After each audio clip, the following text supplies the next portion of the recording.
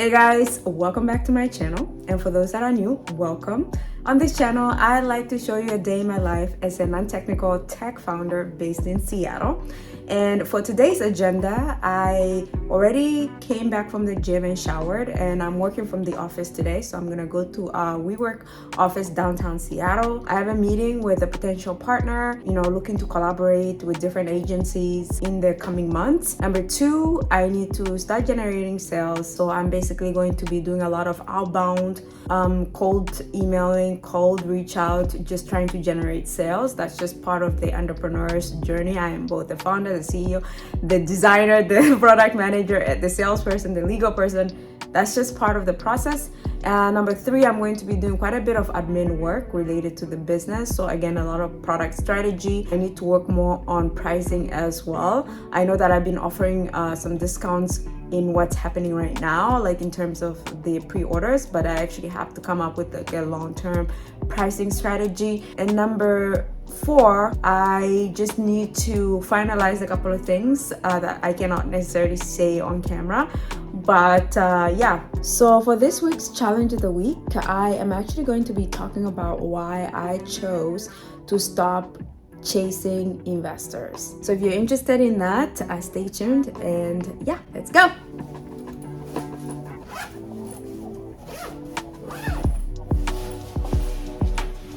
So I packed my lunch in here, and then I've actually packed my tea leaves in here because I'm gonna brew it at WeWork.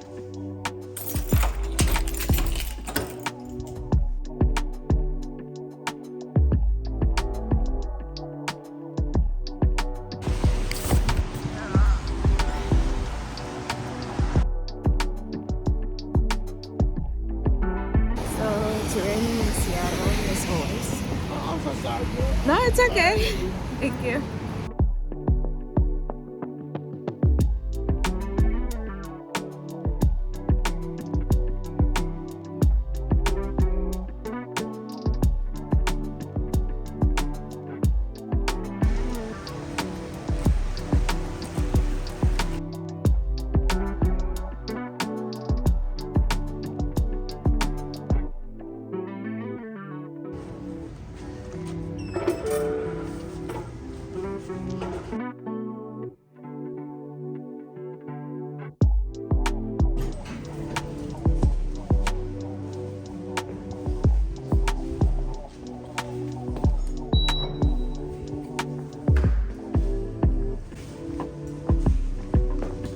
Morning.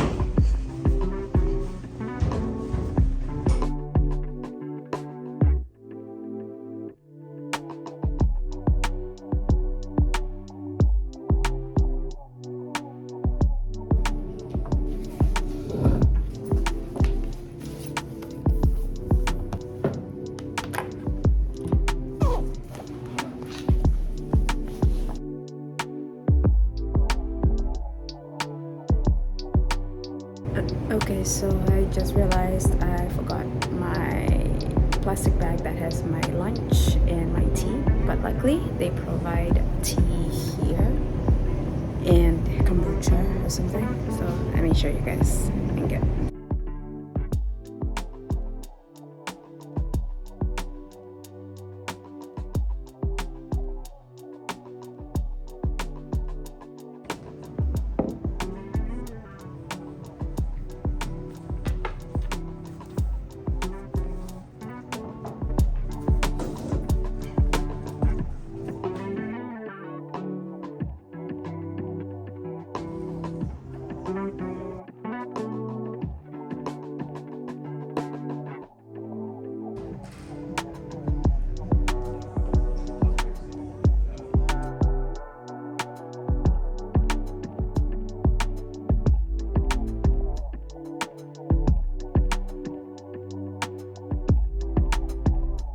Like chat a little bit more about what we're doing, so or maybe you could also maybe share a little bit more about what you guys have been building and working on.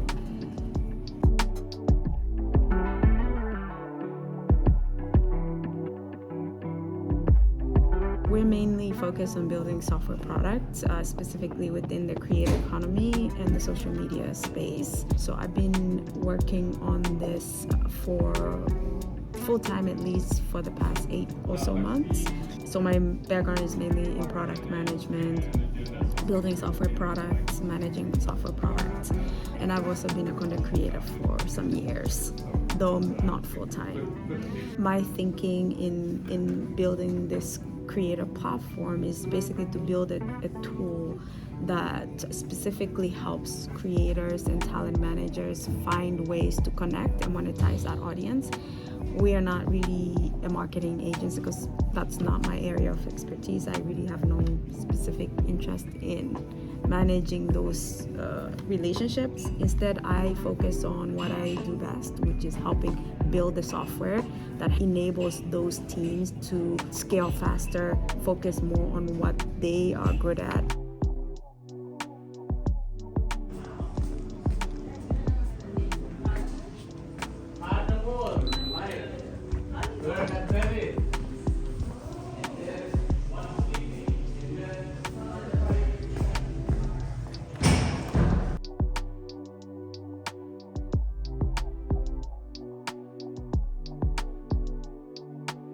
Okay, somebody's definitely playing the piano.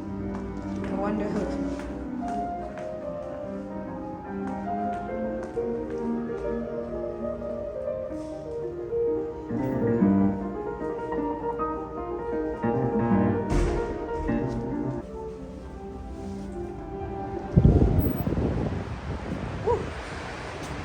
I forgot my lunch at home.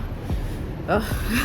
And I'm starved. I haven't had breakfast, so now I have to go find some lunch.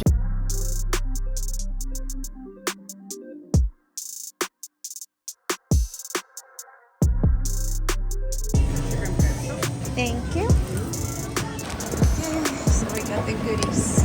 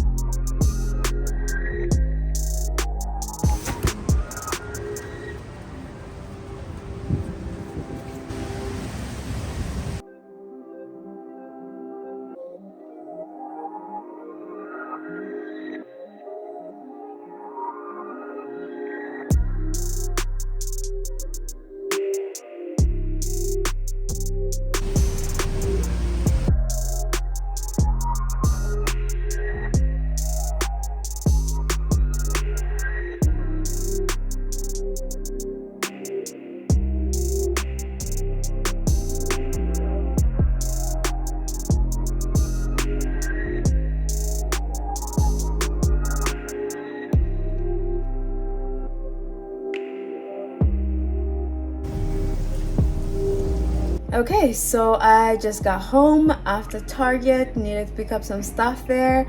And now we can get into the next segment of this video, which is the challenge of the week, in which I talk about why I chose to stop chasing after investors. I pre-recorded this video from a previous week, so please enjoy. before I came to the US, I have always been one of those people who believe you don't need to have an investor in order for you to build a successful or the company or to start a company, right? You can build a good company, a successful company, by being scrappy and actually pursuing other alternative to funding, such as partnerships, loans, or other alternatives. I'm not the biggest fan of loans or anything like that, but I've always believed that one can get scrappy and you don't have to chase, and you shouldn't chase investors, right? I believe great investors are the ones that actually find the startups. So great investors are the ones that come to you because they know why they're coming to you, right? And it's a waste of time to spend time going after investors, trying to sell them on ideas that they're gonna spend their entire time trying to poke holes and try to pull apart. Because to be fair, most investors haven't built companies themselves.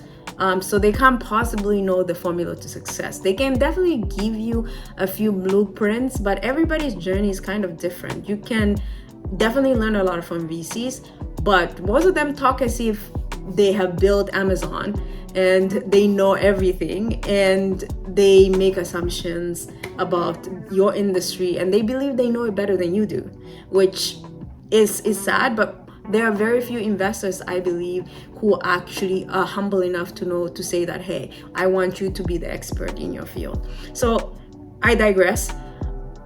Initially, when I started building in April, I decided I'm not going to talk to investors at all. I'm not going to raise, I'm going to focus on the product, because I think that's what you should focus on and your users. But when we started approaching July, the runway was getting shorter and shorter, which put a little bit of pressure, but not a lot, for me to start raising. So I decided I'll open up a round for a month and see how that goes, because I've been collecting investor contacts but not reaching out. And to be honest, that process made me feel sick to my stomach, and meeting some of those VCs and just hearing the things that they were saying, it just, for me, I was like, why am I doing this to myself?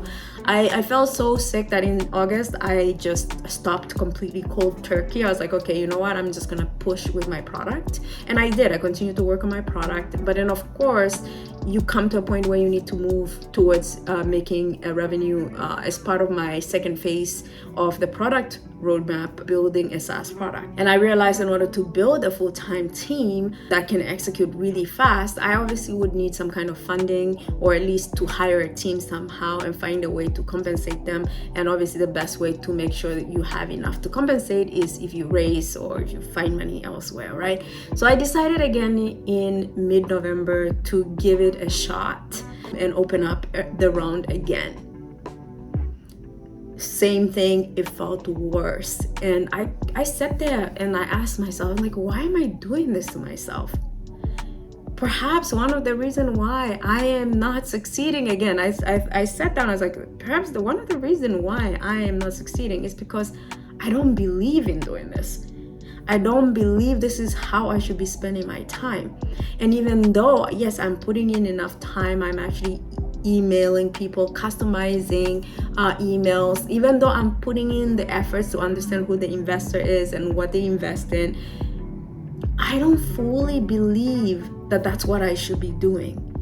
And because I don't fully believe in it, the outcome is going to reflect. As I said before, the times I have been successful at accomplishing things is when I wholeheartedly believe in it myself.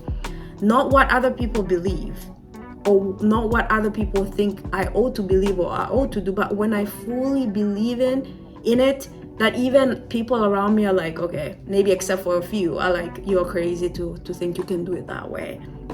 That's when I succeeded, because I believe in myself enough to make it happen. Now, I believe I can build this just being scrappy. I don't need necessarily like a huge investment in order for me at least to get to an MVP stage and to generate some kind of revenue. So if that's the case, why was I spending energy, talking to these energy sucking individuals? Because they're constructive investors, they are out there. But when you're pitching all different kinds of investors, you don't necessarily know who it is. So majority of the time, the people you get to meet I would say a good 90% of the time or 95% of the time, it's the energy sucking investors that have no intentions of investing, that probably don't know anything about what you're building, and pretend that they know.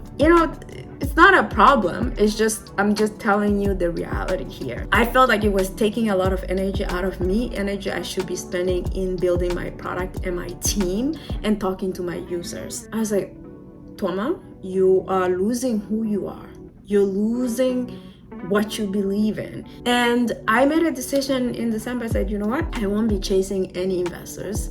Investors will come to me. And that's a decision I made, and that those are decisions I wholeheartedly believe in, and that's what I will stick to, and that's what is ultimately, I believe, will make our company successful. As long as I surround myself with really amazing, good people, talented people, smarter than me, we can't fail. Simple as that. I hope that this is helpful. All right, guys, that wraps up this week's day in the life video. I hope you've enjoyed it, and I hope you learned a little bit of something. If you like this type of content, please put a comment in the sections below. Like this video because it helps other people, find the video, and also just shows me some love. And if you want a topic to be discussed, or if a question that you want me to discuss in the next video, please put it in the comments. I already have a question about equity split and how much equity I offer to my employees, and yes, I will cover that in the next video. But yeah, that ends this week's video. I will see you guys next week. Bye.